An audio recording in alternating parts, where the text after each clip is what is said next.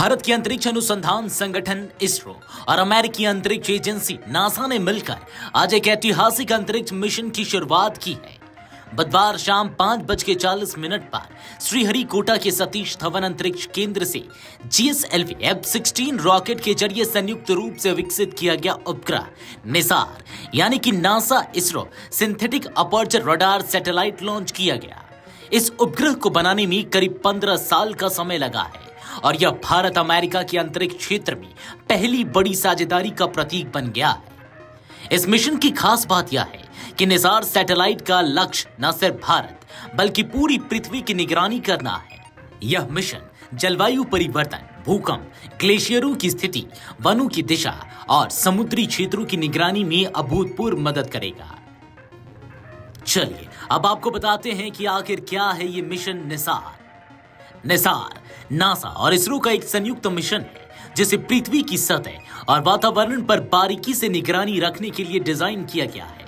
यह सैटेलाइट सूर्य समकालिक कक्षा यानी कि सन सिंक्रोनस ऑर्बिट में स्थापित किया जाएगा, जिससे यह लगातार पूरी पृथ्वी पर नजर रख सकेगा।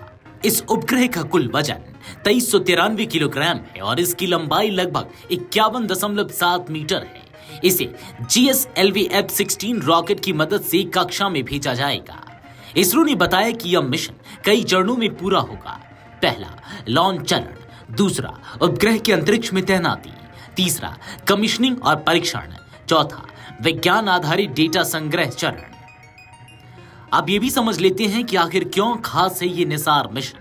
इससे पहले इसरो ने रिसोर्स सेट, रीसेट जैसे उपग्रहों के जरिए पृथ्वी की निगरानी की थी, लेकिन वे मुख्य रूप से भारतीय उपमहाद्वीप पर केंद्रित थे। निसार पहली बार पूरी पृथ्वी का अध्ययन करने वाला ऐसा उपग्रह होगा जो दोनों एजेंसियों के वैज्ञानिकों के लिए डेटा उपलब्ध कराएगा। निसार से मिलने वाला डेटा कुछ क्षेत्रों में क्रांतिकारी साबित होगा। चलिए आपको बताते हैं आखिर कौन से हैं वो क्षेत्र। सबसे पहला, ग्लेशियरों की स्थिति और बर्फ की मोटाई का मापन, विशेष रूप से अंटार्कटिका और हिमालय। दूसरा, वनों का स्वास्थ्य, वन क्षेत्र में बदलाव और वनों की कटाई। तीसरा, भूकंप, भूस्खलन और ज्वालामुखी जैसे भूवर्गीय गतिविधियों की निगरानी। चौथा, समुद्री क्षेत्रों की स्थिति और पारिस्थितिकी का अध्ययन।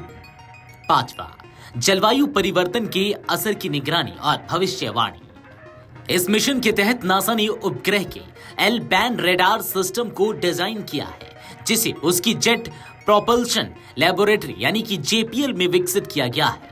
वहीं इसरो ने इसका S band radar system, satellite बस और लॉन्च व्हीकल तैयार किया है। उपग्रह में लगी स्वीप सार तकनीक पृथ्वी की उच्च रेजोल्यूशन तस्वीरें लेने में मदद करेगी।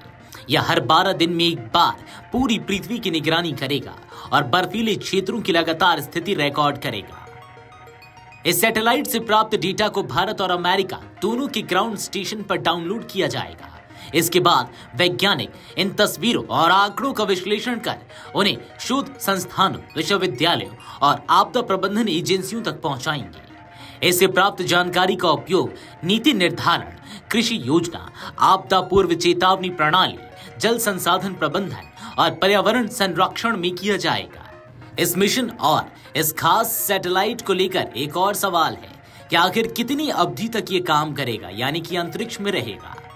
चलिए आपको इसका जवाब देते हैं। इसरो के अनुसार निसार मिशन को 8 से 10 वर्षों तक काम करने के लिए डिजाइन किया गया है। लॉन्चिंग के बाद पहले 90 दिन तक इसका कमीशनिंग और परीक्षण चलेगा, जिसमें उपग्रह की कार्य क्षमता, उपकरणों की स्थिति और स्थायित्व की जांच की जाएगी। इस मिशन से भारत और अमेरिका के बीच अंतरिक्ष सहयोग की एक नई दिशा शुरू हो रही है। यह साझेदारी न केवल वैज्ञानिक दृष्टि से उपयोगी है, बल्कि यह राजनयिक और रणनीतिक स्तर पर भी बेहद अहम है। निसार इस बात का संकेत है कि भारत अब वैश्विक अंतरिक्ष वैज्ञानिक समुदाय में अग्रणी स्थान हासिल कर चुका है और अब वह दुनिया के साथ साझा विज्ञान और तकनीक में कदम से कदम मिलाकर चल रहा है। निसार न केवल एक सैटेलाइट है, बल्कि यह विज्ञान, तकनीक और वैश्विक साझेदारी का प्रतिनिधि प्रतीक है। इसका सफल प्रक्षेपण भारत और अमेरिका दोनों के लिए एक ऐतिहासिक उपलब्धि होगी। यह मिशन आने वाले वर्षों में जलवायु परिवर्तन, आपदा प्रबंधन और पारिस्थितिकी निगरानी में क्रांतिकारी परिवर्तन लाएगा। Video desk amarujala.com।